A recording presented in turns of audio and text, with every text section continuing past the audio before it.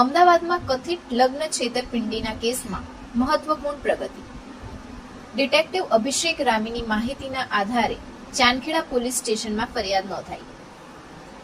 અમદાવાદના જાણીતા private investigator detective અભિષેક રામીની તપાસના આધારે ચાંદખેડા પોલીસ સ્ટેશનમાં કથિત લગ્ન અને પ્રેમજાળ દ્વારા છેતરપિંડીના એક ગંભીર કેસમાં ફરિયાદ નોંધાઈ છે. ફરિયાદના આધારે પોલીસે દર્શનસિંહ મીના સામે કાયદેસરની કાર્યવાહી હાથ ધરી છે અને સમગ્ર મામલે વધુ તપાસ ચાલી રહી છે. જય શ્રી કૃષ્ણ. મારું નામ ડિટેક્ટિવ અભિષેક રામી છે. રજનીબેન જ્યારે એમના ભાઈ જ્યારે મને સંપર્ક કર્યો કે મારા હસબન્ડ અહીંયા અમદાવાદ જેવી શહેરમાં ક્યાંક રહે છે, અમને ખબર નથી કે એ અમદાવાદમાં ક્યાં રહે છે, તો જરા તમે અમને એમની વિશે તપાસ કરીને આપો કે એના એ ક્યાં શું કરે છે, અમને કોઈ જ માહિતી નથી.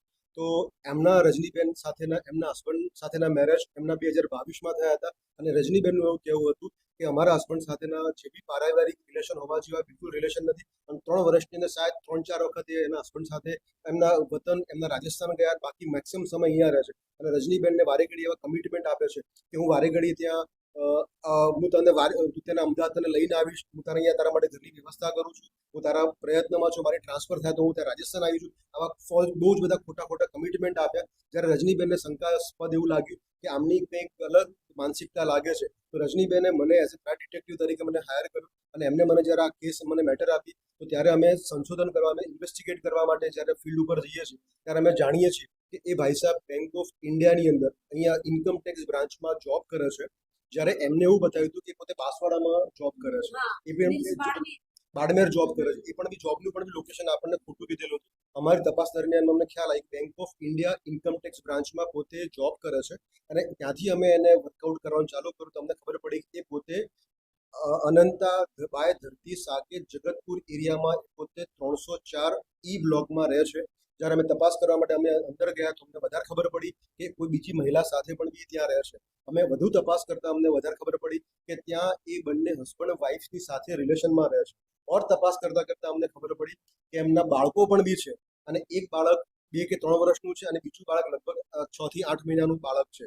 વધારે તપાસ કરતા ખબર પડી કે એ બેન સાથે રજનીબેન કરતા પણ બી જૂના રિલેશન્સ છે. રજનીબેન સાથે તો 4 વર્ષથી લગ્ન કર્યા છે, પણ એમની અગર આ બાળકોની અને એ હિસ્ટ્રી જોડવા જઈએ તો આ એમનું લગ્ન જીવન એના કરતા પણ બી વધારે જૂનું છે.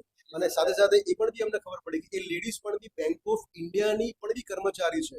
અને આ અમારી સત્ય સામે આવે તો મારું તમને અને પબ્લિકને જાગૃત કરવાનું એ જ કારણ છે કે ક્યારે પણ બી આવા કોઈ પણ બી ગુનાહિત પ્રકૃતિ કે આપણા આજુબાજુમાં કોઈ થતા હોય તો તમારે જરૂર એ તપાસ કરવી જોઈએ. અને આને અમારી પબ્લિકને અને અમારી પોલીસ ડિપાર્ટમેન્ટને અમારી માંગણી છે કે આવા કોઈ પણ બી ગુનેગાર છે જે કે એક કરતા વધારે મેરેજ છે, હિન્દુ મેરેજ એક્ટમાં બિલકુલ બી નથી આવતું અને ગુનાને પાત્ર છે.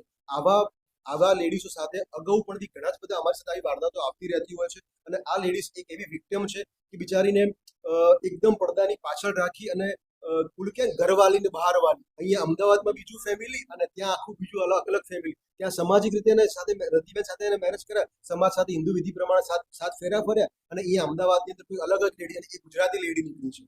આવું બધું અત્યારે સમાજમાં આપણા સંસ્કૃતિમાં થઈ રહ્યું છે. તો તમારે બધાને ખરેખર જાગૃત થવું જોઈએ